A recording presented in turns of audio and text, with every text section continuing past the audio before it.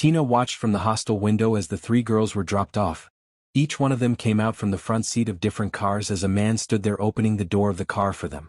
Then they each were hugged by the men with some kisses planted on their foreheads. They were soon outside the fence of Hillview Academy. They climbed the fence, jumped inside and headed straight into their hostel. The next day was Saturday. The girls were to go to the school salon to make their hair. It was a large salon that had different stylists working in it. But before any girl could enter the salon, the three queens must first go and make their hair. They paid the hairstylists extra money to concentrate only on their hair. The whole school waited until they were done with their hair. After they were done, then the other girls would go and make their hair. But Tina was from a poor background. She attended the prestigious Hillview Academy, which was an all-girls boarding school because of the scholarship she got. She and May were the only two girls who won Madame Isidora's prestigious scholarship. That was what gave them the chance to be at Hillview. Her grooming at Hillview incurred extra expenses. She and her friend May made simple weaving styles for each other. They could not afford the luxury of the school salon because the pocket money they received from their parents was barely enough for them. They were soon done with their hair. They left the lobby and went straight into their hostel and settled down. But Rena, Bella, and Cassie could not hold their laughter. Just take a look at them, ugly monkeys. They don't understand that beauty is money, Cassie scoffed. Some other students also joined in the laughter. At the end of the dormitory stood their corner. The bedding was the finest in the whole of Hillview. Their corners were finely decorated with flowers. As they sat there with crossed legs, there in front of them were packs of milky popcorn with some smoothies. Tina and May walked briskly past them, but just as they passed, May stumbled and fell down, mistakenly pouring away their smoothie. "I'm sorry," she muttered as she stood in front of them, trembling. "You poor thing," Cassie sneered. "Have you ever seen a smoothie all your life? You have to pay for it, and this is 10,000 pesos. Tina opened her mouth in astonishment. "I can't afford that huge sum," she said. "If you know you can't afford it, then better watch the way you walk." After apologizing previously, they let Tina go. The next day in class, as Tina read her books, Cassie came toward her, sparking up a conversation.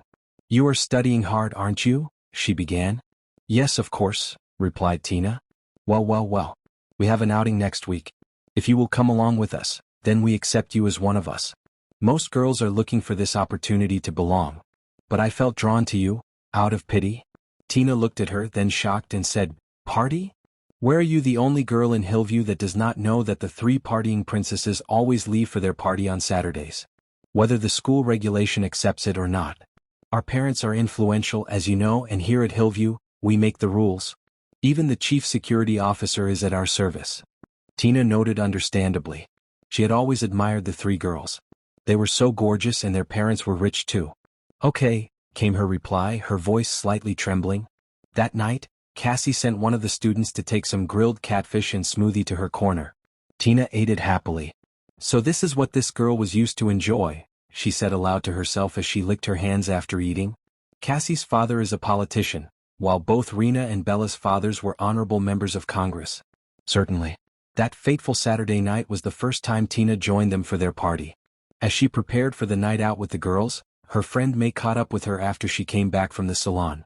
"Tina, you now make your hair at the school salon?" May asked. "Yes," replied Tina, her voice poised and firm. "I thought we agreed to be making each other's hair," May continued. "Yes, that was before. Levels have changed, including previous agreements," Tina said, shrugging. May said persuasively, "Don't you think becoming friends with these girls is risky? It might get you into trouble." "Trouble?" asked Tina.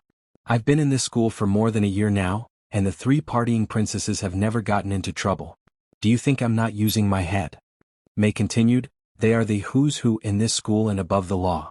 If I join them, I also will be above the law." May was left to herself. No one agreed to make her hair for her. As for Tina, she now made her hair exclusively with the three partying princesses. For the first time since she entered Hillview Academy, Tina felt like she belonged. May was a slim, tall, and brown-skinned girl. Tina soon fit in with the girls as they taught her how to catwalk, talk smoothly, and gesture with her body while speaking. "You need to master these skills," Rena explained, "especially knowing that you're joining us to go out clubbing. The impression you give the men will tell how much of gifts and money they will be willing to part with." Finally, it was Saturday night. Bella, Rena, and Cassie were close to the school fence along with their new friend Tina. They went to the side of the fence with the shortest height and climbed over. Soon they were outside the school walls. Bella brought out her phone and made some calls. Soon, a very flashy car pulled over to where they stood. A very handsome young man came out of the car and gave Bella a hug. He kissed her on her forehead saying, "See my baby. Oh, I've missed you so much." Then he opened the front door for her while Cassie, Rena, and Tina sat at the back seat. He drove them straight to his house. The mansion was a sight to behold, with its grand entrance, manicured gardens, and a swimming pool that sparkled under the moonlight. The interior was just as impressive: modern decor, state-of-the-art amenities, and a spacious living area that could easily accommodate a small party. As they entered, Tina gasped under her breath. She tried hard to catch her breath at the lavish riches the environment exuded. The sound of soft music from the DJ and the complementing disco lights left Tina in awe. As soon as the girls entered, both Rena and Cassie went straight to embrace their own boyfriends. Tina stood at the sitting room awkwardly looking at the girls. This was exactly what her mother had warned her against when she won the scholarship. Avoid men and concentrate on your studies. They will only be a distraction. She looked at the three girls as they kissed their boyfriends passionately and shamelessly. "Come on, girl," Cassie said, loosening up a bit. "Life is not all about books. You have to catch fun and enjoy." Tina stood there speechless as she watched the ease with which the girls flung themselves on the men. As she wondered at the freedom with which the girls kissed the men, she remembered her mother's advice: keep men at arm's length so that you can become useful to yourself. But these girls had never gotten pregnant, despite being so free with men. As she thought about this, a man came to meet her. He was tall, handsome, and his aura didn't go unnoticed. "Hey, fine angel. How are you doing? Can I keep you company?" Tina's heart skipped a bit. "I'm fine, sir. Thank you," she replied. He sat down there as he introduced himself. "My name is Leo," he said with a warm smile. "May I know your name?" "My name is Tina," she said shyly. "I like you. You look so very beautiful, like an angel," Leo continued. Soon the other three girls arrived with their glasses of whiskey in hand. "Hey Tina," they said, "hope you're catching on. You didn't take your drink, holy girl. You have to learn how to be a big girl now." Before the girls left, they had a lot of gifts from their boyfriends: clothes, money, and some gadgets. Soon the girls were outside the school fence. They jumped over and entered their hostel. Tina too was given a new iPhone by Leo. "Take this phone, my angel. And also this money. Do not hesitate to call me whenever you need me." Tina was so happy. She had never used an Android phone before, and here she was with an iPhone. She had indeed become one of the happening girls of Hillview. Back at school, Tina continued to call Mr. Leo every day. When other girls were out of the hostel, the three partying princesses would put on their gadgets and begin to call their boyfriends. Tina too would call Mr. Leo. Mr. Leo, on the other hand, would call her, praise her, and call her many sweet names. Tina was indeed happy to have belonged. She now walked among the happening girls of the campus and had left May behind. By their next outing, they were in the same venue with their different boyfriends. Each of the girls entered different rooms with their boyfriends, leaving Tina and Mr. Leo alone. As Mr. Leo came forward to touch Tina, she protested, saying, "I can't do this. My mother warned me against it." "Then why are you here?" said Mr. Leo. "Give me the iPhone I gave you," he said angrily as he shoved her aside.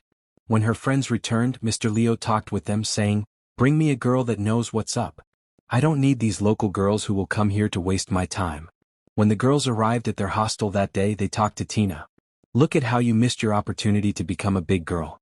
Why are you so childish? Your mother said, do we look like we don't have mothers? Is your mother here with you in school?" But what if I get pregnant?" Tina asked. "There's nothing like that. And besides, we have drugs that can easily flush away that pregnancy." Finally, Tina made up her mind. She wanted to be a big girl. After all, Mr. Leo had even promised to marry her after high school. Tina threw herself at Leo with reckless abandon. Every Saturday she would go to their usual meeting place. They would eat and drink with their boyfriends. They also slept together with their boyfriends before going back to the hostel. Soon, it became a norm for Tina to abort her pregnancies each time she became pregnant. As the months progressed, Tina became totally distracted from her studies. She moved from her position at the top of the class to having poor grades and results. She always felt weak in her body. She always felt like fainting most of the time. On one of the weekends they had sneaked out as usual. They danced, ate, and drank. After Tina came back, she found out that her period was not forthcoming for some weeks. She tested herself with the pregnancy kit they had in the hostel. She was positive. She went straight to take the abortion pills she had always taken. expecting the pregnancy to flush out as usual. But to her greatest amazement, the pregnancy stood. The next day she took even more of the pills, and yet nothing happened. Tina was in a dilemma. She did not know what to do. She quickly told her friends Rena, Bella, and Cassie. They too could not help her. "But why are your things always different?" Rena said.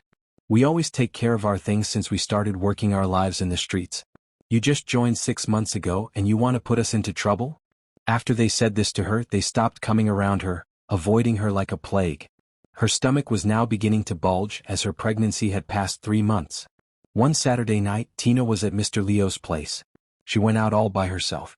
Since a month ago, when Leo learned that Tina was pregnant, he had refused to pick her calls. She went to visit him at the place she had always known to be his house. She knocked at the gate, fully prepared to face him. To her greatest amazement, a very beautiful, elegantly dressed woman opened the gate. "I'm looking for Mr. Leo," Tina said, her heart racing. "Oh, he drove my husband out," the woman replied sarcastically. "Can I wait for him?" Tina asked.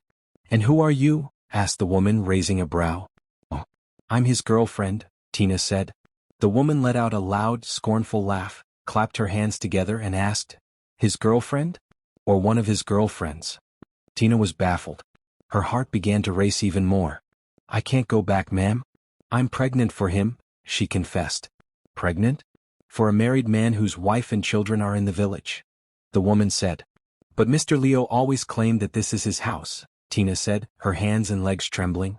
"Young lady, listen very well," the woman, Madame Lorena, began. "Leo is our driver. We just traveled on a vacation for 6 months. That is why he began fooling around with women, claiming that this place is his house. Apart from his wife and children who are in the village, you are the third lady who has come here to claim that you are pregnant for him." Tina was dumbfounded. She sat on the floor and put her hands on her head as she sobbed, cried, and wailed. "Stop, my dear. Do you have a mother?" Madame Lorena asked. "Yes," Tina replied, her voice breaking. "If you know what's good for you, go back to your mother," Madame Lorena advised. Tina was left all to herself. Her mother's advice stared her in the face. She did not know what to do, whether to go back to her mother in the village or return to the hostel. She could not think. All she remembered was that the money she had was not enough to travel back to the village. And even if she had enough money, could she face her mother after throwing away all her advice? She soon decided to go back to the hostel and find a solution. She arrived at the hostel, climbing through the school fence as usual. As she lay down on her bed, Tina thought about many things. If the school authorities found out that she was pregnant, they would expel her in a disgraceful manner. But facing her mother, that was something she could not do. That night, she slipped to Cassie's corner, kneeling down to beg her. She begged her to take her to an abortionist. Cassie refused at first, but because of how Tina cried and begged, she eventually agreed to help. The next Saturday night, both of them climbed the school fence as usual. Outside the school premises, they went to a quack doctor who performed abortions using sharp instruments. Your pregnancy is now 4 months, the quack doctor said. This process is very risky, and even more dangerous at this stage. The 2 girls pleaded with the doctor, and after much persuasion, he agreed to perform the abortion. Before daybreak, the abortion had been concluded. As the 2 girls went back into the hostel, just as they were about to enter through the hostel's connecting gate, Tina slumped there, outside the hostel. She was bleeding profusely. Some students who saw her raised an alarm. The school authorities were alerted. They quickly came over and rushed Tina to the hospital. There at the hospital, Tina's parents were alerted. The doctors tried all their best to save Tina's life, carrying out multiple surgeries on her bleeding womb. But it was too late. Tina died on the operating table, having lost a lot of blood. Back at Hillview Academy, the news spread like wildfire. The school was thrown into mourning, and students whispered in hushed tones about what had happened. Some cried. Some were in disbelief. But for May, the pain was personal. She sat at the back of their dormitory, tears streaming down her face. Her only friend, the one she had studied with, dreamed with, was gone. The school board investigated the case. Cassie, Bella, and Rena were summoned. Though they denied involvement, students' testimonies and evidence from Tina's phone told a different story. The trio was expelled for violating school rules and endangering another student's life. Tina's mother arrived at the school 2 days later. Her face, weathered by grief, was silent as she packed her daughter's belongings. She didn't speak to anyone. But before she left, she walked into the school's chapel, knelt down, and whispered a prayer no one else could hear. She then walked past the other girls without looking up and disappeared through the school gates, forever changed. This story, like many others untold, reminds us: calm down. Focus on your studies. Listen to your mother's advice. Avoid bad friends who tell you to throw away the good counsel you've received. If by any means you fall short, don't run away from home. Go back. It's better to be corrected for a moment than to seek solutions on your own that could cost your life.